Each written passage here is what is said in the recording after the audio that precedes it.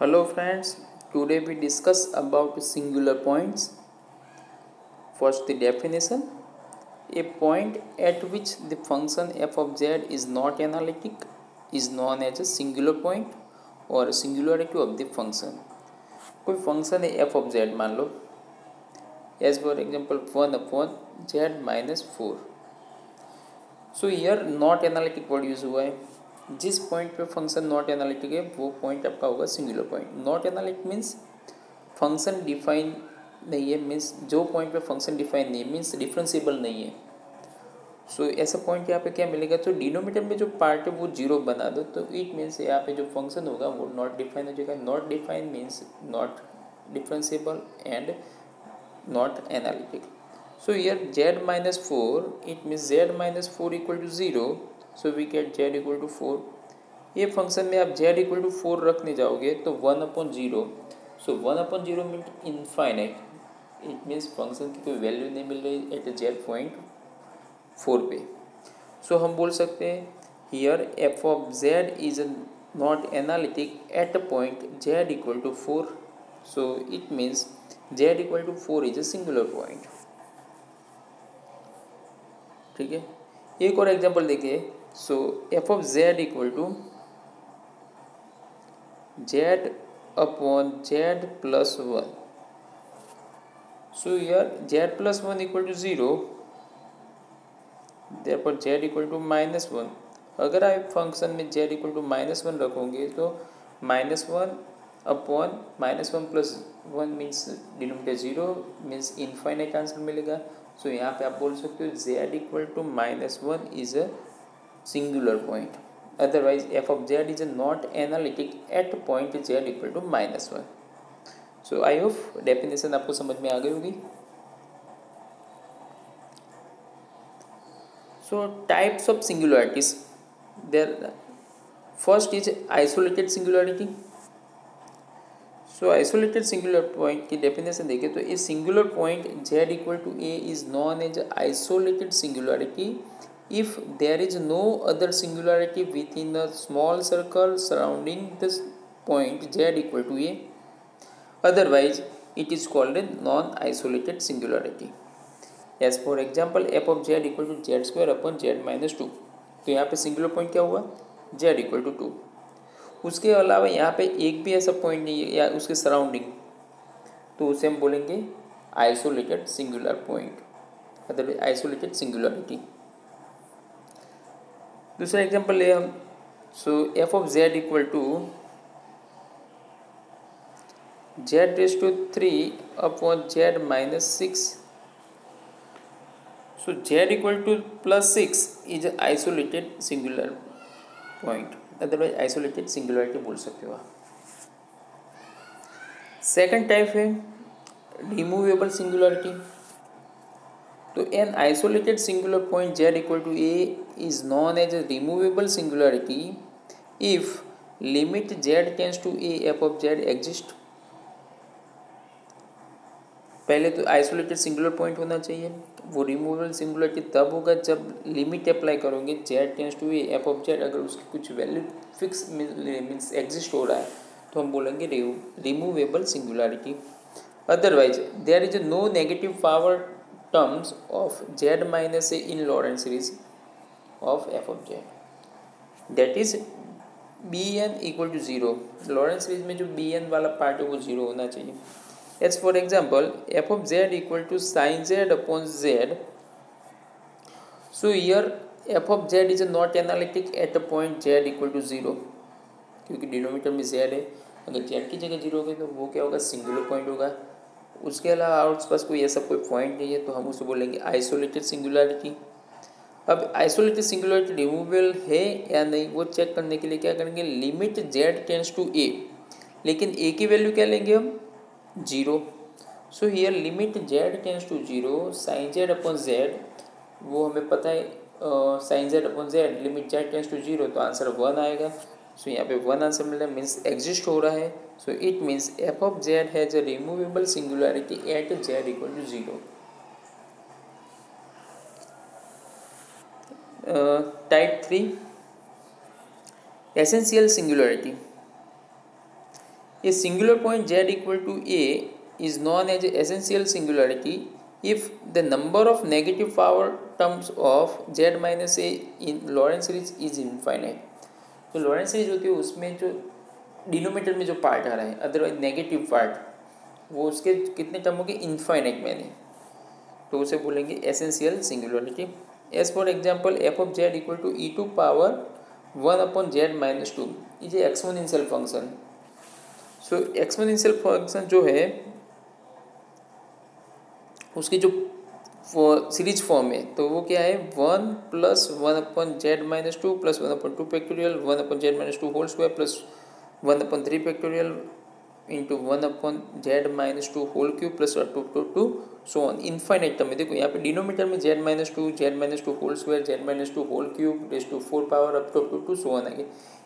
सो यहाँ पे जो डिनोमिनेटर जो है मीन्स नेगेटिव पावर की बात करें लॉरेंस सीरीज तो यहाँ पे इनफाइनाइट है, तो हम बोल सकते हैं since the number of negative power of z-2 is infinite so z equal to 2। यहाँ पे जो डिनोमिनेटर पार्ट है कौन से पॉइंट पे अनडिफाइन हो रहा है z इक्वल टू 2 पे, so z equal to 2 is essential singularity.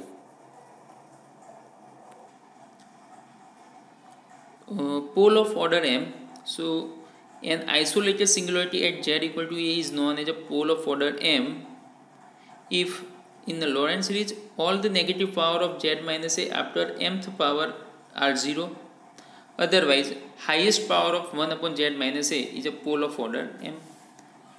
अगर मैं बोलूँ कि यहाँ पे जो फंक्शन है f of z करके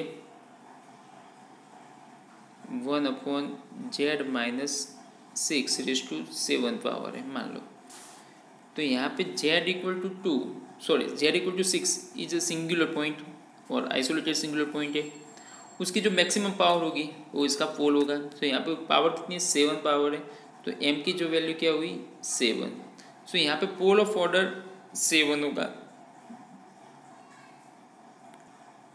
एक और एग्जांपल देखें, so f of z equal to 1/z-1 into z-3 whole square.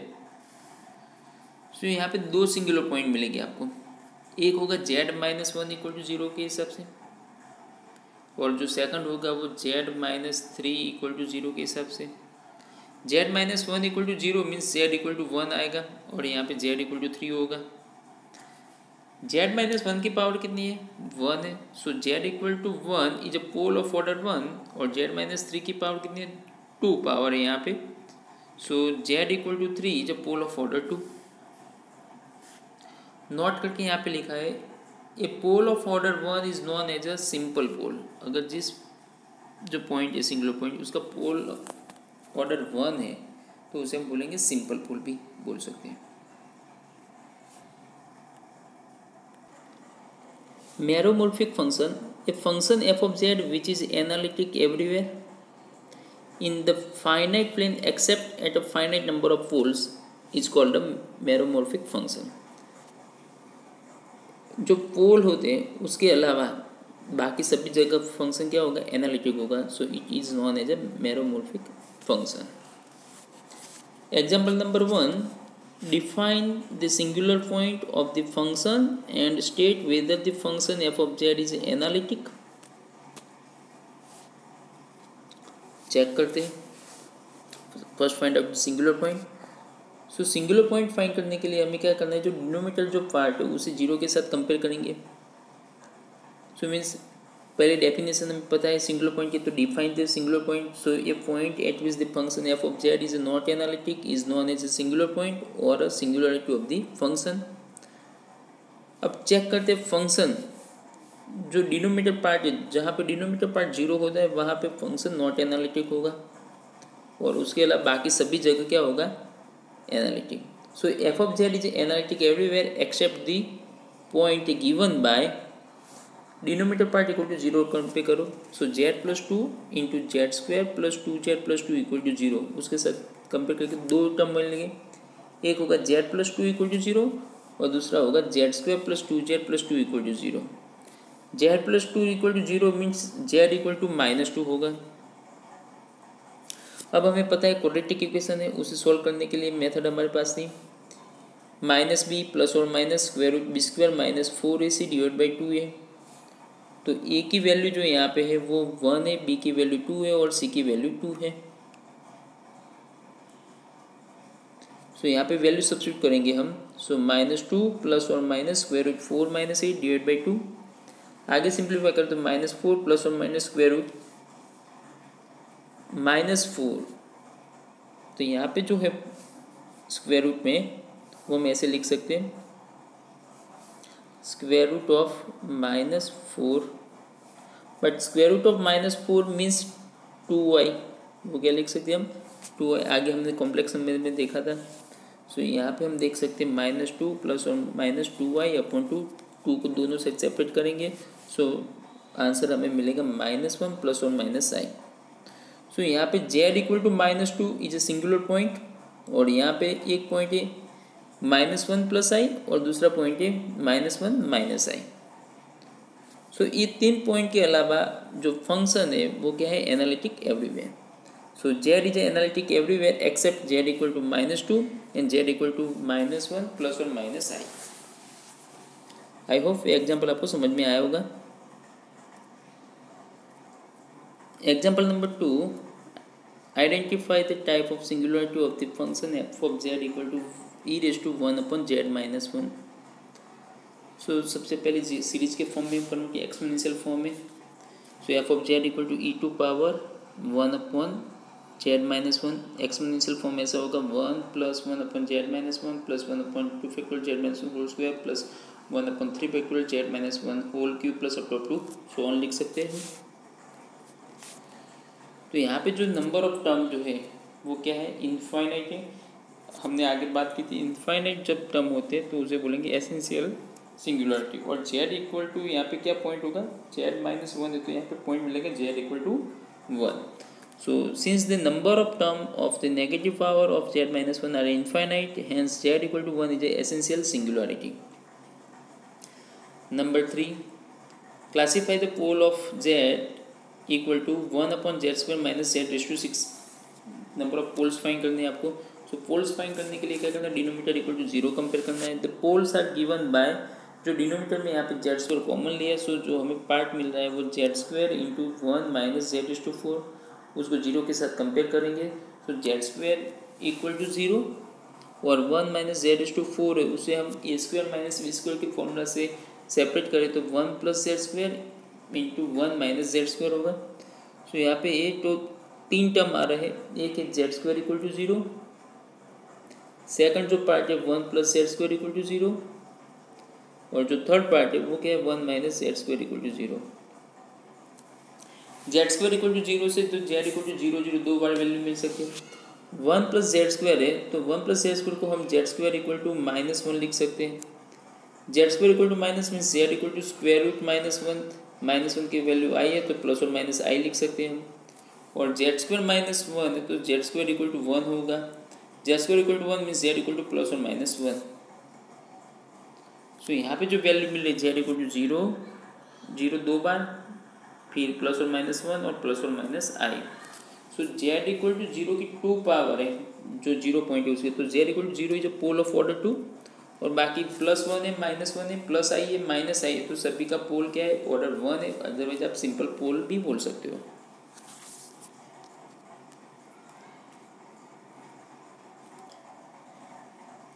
अब नया टॉपिक है रेसिड्यूज। रेसिड्यू क्या है, वो सिंपल जो पोल होता है या पोल ऑफ ऑर्डर m होता है उस पर डिपेंड है।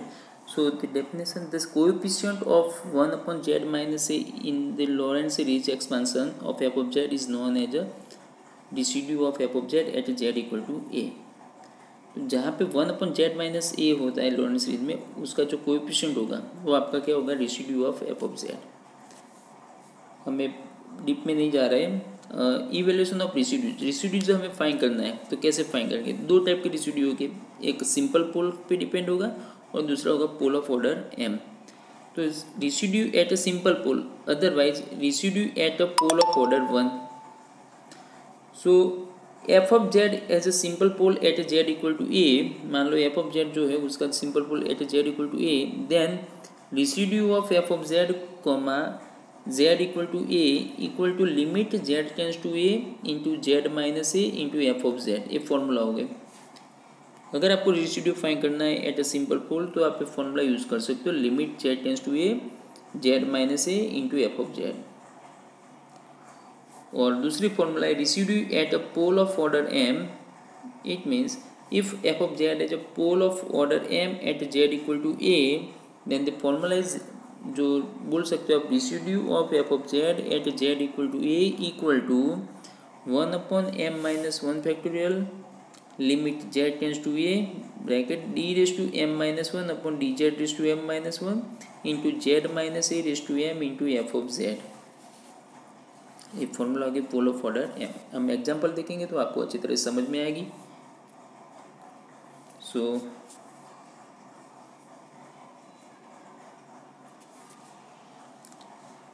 example, obtain the residue of f of z equal to z minus 3 divided by z plus 1 into z plus 2 at its pole। Residue में फाइंड करना है, जो फंक्शन है उसके जितने पोल्स हो गए उस सभी पोल्स पे हमें क्या फाइंड करना है, रेसिड्यू। सबसे पहले हम पोल्स निकालेंगे। पोल्स मीन्स जिस पॉइंट पे फंक्शन अनडिफाइन हो गया या सिंगुलर पॉइंट है वो सब आपका पोल्स हो गए। सो यहाँ पे f of z equal to क्या है, z minus 3 upon z plus 1 into z plus 2। तो the poles are given by, जो डिनोमिनेटर पार्ट है उसे हम जीरो के साथ कंपेयर करेंगे। तो z plus 1 into z plus 2 equal to 0। So दो पार्ट हो गए, एक जेड प्लस 1 इक्वल टू 0 होगा और जो दूसरा पार्ट होगा वो z plus 2 equal to 0। Z plus 1 equal to 0 के हिसाब से हमें क्या मिलेगी, जेड इक्वल टू माइनस 1 और जेड प्लस 2 के हिसाब से हमें क्या मिलेगा, z equal to minus 2। Otherwise आप ऐसे लिख सकते हो, जेड इक्वल टू माइनस 1 और minus 2। Are the singular point बोल सकते हो, अदरवाइज पोल्स भी बोल सकते हो। सो यहाँ पे टू पोल्स है, एक है जेड इक्वल टू माइनस 1 और दूसरा है जेड इक्वल टू माइनस 2। दोनों की पावर चेक करते हैं हम। जेड प्लस 1 की पावर कितनी है, 1, तो z equal to minus 1 is a simple pole बोल सकते हो, otherwise pole of order 1। Similar z plus 2 की पावर कितनी है, उसकी भी पावर 1 है, तो आप बोल सकते हो सिंपल पोल या पोल ऑफ ऑर्डर 1।